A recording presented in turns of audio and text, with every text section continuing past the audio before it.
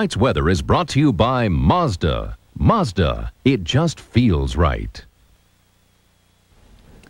Big news from L.A. tonight. Our sister station KABC is reporting that prosecutors will likely announce tomorrow if singer Michael Jackson will be charged with child molestation. And there are some reports in L.A. tonight that no charges will be filed. This is a national magazine prepares to publish results of a 4-month investigation showing that Jackson may have been framed. Jackson is under investigation for molesting a 13-year-old boy, but GQ magazine is about to go public with a story saying that Jackson was set up. The article says the child didn't accuse Jackson until being given a powerful hypnotic drug called sodium amytal. It says that Jackson's maid and bodyguard have now recanted their stories about Jackson. And the article says the whole story was orchestrated by the child's father to get money from Jackson. Mary Fisher wrote the GQ article and talked to our Charles Thomas. It's become so easy for someone to make an accusation against someone, like child molestation, and it becomes almost impossible to disprove. Fisher says the boy's father, Evan Chandler, made a taped phone call saying he'd end Michael's career by going through with the suit. Jackson vehemently denied the abuse charges, but settled out of court with the family for millions. Fisher suggests that that may have been the best way out of a bad situation. Diane? Well, John, in our special segment tonight, Video Vogue and hot gossip on the music video circuit. Now that Whitney and Bobby have straightened out rumors about their breakup, 2 hot new music video performers have some explaining to do. Chicago's own R. Kelly has reportedly married 15-year-old Aaliyah, his protege, who sings back and forth and is routinely seen in Kelly's videos, which we happen to be showing tonight because his hometown Chicago is in vogue when it comes to videos. The summers are getting hotter in Chicago when it comes to music videos. M-Doc and a growing number of artists are using the Windy City as a backdrop to tell the stories they sing about. In this case, summer in the city.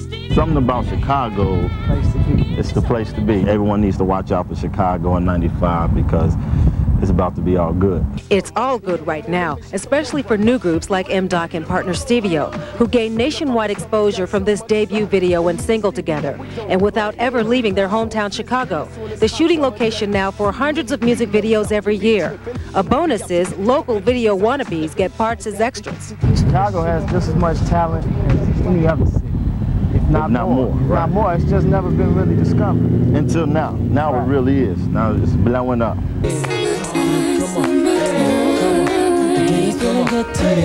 Chicago's R. Kelly's career is blowing up. He's a huge talent right now, and his hometown is a big part of his work, although the shoreline does get sort of lost in the bump and grind. Time for everybody to unwind and get yourself a peace of mind. Chicago is getting a lot of exposure because the videos are seen coast to coast, so the city is becoming attractive as a new and finally different landscape. New York and LA are just passé. I think Chicago's personality sort of exudes itself. There's always some new weird nook or cranny that you didn't see before. Right now, I like this spot right here, right now.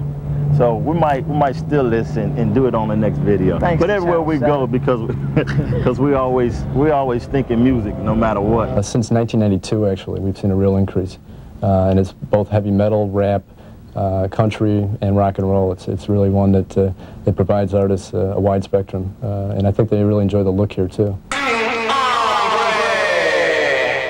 And the groups shoot the videos no matter what, day or night, year-round, hot or cold. Well, once we shot a video in 20-some below weather on Elston Avenue with a live projection system synchronized with the camera, and we had heated it up with big, huge, powerful, hot lights.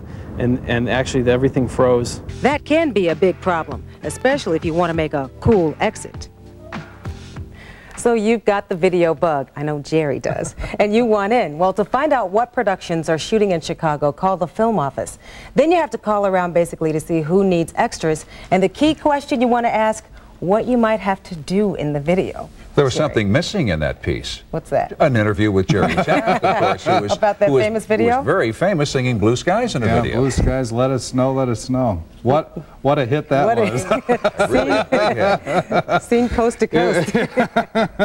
It won't be a hit, however, when the snow actually falls. We don't really have any snow in the forecast, but we do have some cold air headed in by the end of the week, with overnight lows in the 40s and highs only in the 50s. So we do have a late week chill on the way. It was beautiful today. We made it all the way up to 85 degrees. Still a good day tomorrow.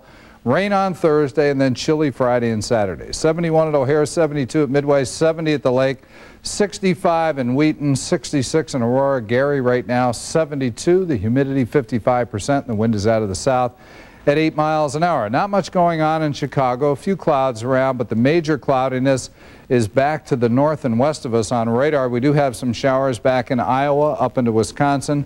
These will not affect us. They're actually moving to the northeast, so we do not have any rain in the forecast tomorrow.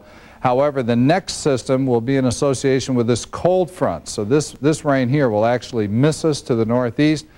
But this cold front back to the west of us, this is the one that will be bringing the chill into the central part of the country. Tomorrow it moves into the Minneapolis area, on Thursday into Iowa, and then for us on Friday and Saturday with high temperatures only in the 50s. So quite a change on the way. Here's a satellite showing the disturbance in the Midwest and a lot of moisture down in the southeast. Showers and thunderstorms once again across a good portion of Florida, especially the east coast of Florida, and then you can see the thunderstorms out to the west of us. Now tomorrow, this cold front starts swinging into the central part of the country with showers and thunderstorms. We need some rain. We do expect to see rain in Chicago on Thursday, but tomorrow, one more day of temperatures up near 80, actually in the low 80s. But look at this colder air on the way after that. Fair skies, the forecast tonight, mild, overnight low, 65 in the city, 58 inland. Tomorrow, partly sunny, still warm. Another good day with a high temperature of 82. Normal high 74, which we hit on Thursday, but with showers and thunderstorms. Little light rain showers Friday and Saturday with highs in the 50s. Sunday looks okay, back into the 60s, but a big chill on the way by the end of the week. Maybe you should redo that video this weekend. Yes. Revenge. Thank you, Jim. Redo the singing to you. Is that what you're suggesting? Have somebody else play. Keep your day job, huh? Well, on the Health Beat tonight, for the first time, researchers think they've found a link between exercise and reducing the risk of breast cancer. In fact, young women who exercise can cut their risk by more than half. To date, there haven't been any preventative measures for breast cancer, but researchers say now exercising just 4 hours a week reduces the risk by 60%. Even 3 hours of exercise cuts the risk by 30%. Doctors say more studies like this might change women's lifestyles. I think that if the average American woman knew that her risk of breast cancer could be reduced by 50 to 60%, she would be perfectly happy to do that. Doctors believe exercise may reduce the production of ovarian hormones believed to affect the risk of breast cancer. The study was done at the University of Southern California. John. Diane, the city of Chicago has agreed to pay $95,000 to an artist and the ACLU to settle a lawsuit over an unflattering painting of the late Mayor Harold Washington. This was the scene in 1988 when artist David Nelson displayed a picture of Washington in women's underwear. 3 African-American aldermen stormed into a student show and seized the picture, saying they were trying to stop a riot and that the painting was disrespectful. The American Civil Liberties Union sued the aldermen for censorship. Still ahead, the cause of death for Vitas Gerulaitis. Also in sports, the sights and sounds of Monday Night Football. Tonight marks a big anniversary in TV history. Also, a jacuzzi bear and the battle to save him.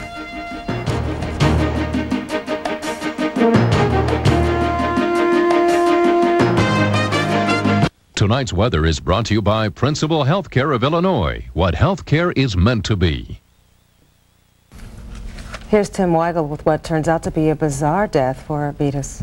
That's true, very true, Diane. It's unfortunate that past drug use by Gerulaitis made a lot of people suspicious about his cause of death, but tennis star Vitas Gerulaitis died not from foul play, but from a tragic accident. He fell to a faulty propane heater, which filled the room with carbon monoxide fumes as he slept last weekend. He had participated in a clinic Saturday on Long Island, was in fine physical and mental condition. He retired to a guest cottage, which had a leaky propane heater. Gerulaitis went to sleep and never woke up. After first saying the autopsy was inconclusive, reports today said 77% of Gerulaitis' blood was saturated with carbon monoxide. The level of carbon monoxide found inside the cottage was so high that investigators were forced out of the structure. Meantime, the Bears will face former Dallas Cowboy lineman Tony Casillas on Sunday night in New York against the Jets. Casillas better be good because the Jets had to cut 3 players to make room under the salary cap for Casillas' $650,000 contract. The fans abused the Bears Sunday after the slaughter by the Vikings, and on today's luncheon circuit, Tom Waddle fired back with dignity. As a football player, if you see a guy that you practice with and you spend 9 months almost every day of the year with him, and he's working as hard as you are next to him, and someone would make a malicious comment or question a guy's character or question his work ethic when they really don't know everything about this individual, that's the only thing that would ever annoy me. The fans pay good money to go see a game. I don't blame any of them for being when they left the stadium. Well, last weekend, Lincoln Way pulled one of the biggest prep upsets of the year, knocking off #1 ranked Joliet 47-46. 5'9" Dennis Shanahan led Lincoln Way with 6 touchdowns, and Mark Shanowski wondered how the little guy reacted to his huge achievement. When you were sitting around at home on Saturday, did you think to yourself, boy, I scored 6 touchdowns against the #1 team? It came to mind, and you know, I was proud of myself. I was proud of the whole team. Yeah. You know, we played as a team, and when you do that, you'll win the big games. Boston bounced Butch Hobson today, making him the 2nd manager to be fired since the strike canceled the season. But Butch was more concerned about others who lost employment because of the baseball players' strike. Security, ushers, everybody, they're the best in Major League Baseball. And I think Red Sox are happy and are honored to be able to have those kind of people, even though those kind of people ended up not having a job for a month and a half. It's very tough for them, and even though this has come about today for me, I still have those people in my heart. It's very nice of him. In the meantime, this is a very significant anniversary in the history of television sports. On this night, 25 years ago, Monday Night Football made its maiden appearance on national TV, and this is what we saw and heard. 2, 1. Take tape. The New York Jets, led by the passing wizardry of Joe Namath, and the Cleveland Browns, led by the power running of Leroy Kelly. Keith Jackson. And Keith, I take it you'll be pointing up some of the rookies who'll be performing here tonight. Well, Howard, we sure have a lot of them in professional football this year. And this game is underway on ABC. Cockcroft knocks it to battle at the 5-yard line. Take a look at that moon, will you? Hanging over Municipal Stadium. I kind of miss Howard. One thing is for sure, that you talk about bad turf over at Soldier Field. Howard was the originator of bad turf. Oh, I used to love to hate him, didn't you? What a rug. Now is the sun starts to come up when the game's over. That's true. There's more to come tonight. Find out what a bear is doing in this jacuzzi. But first, tonight's winning Indiana lottery numbers.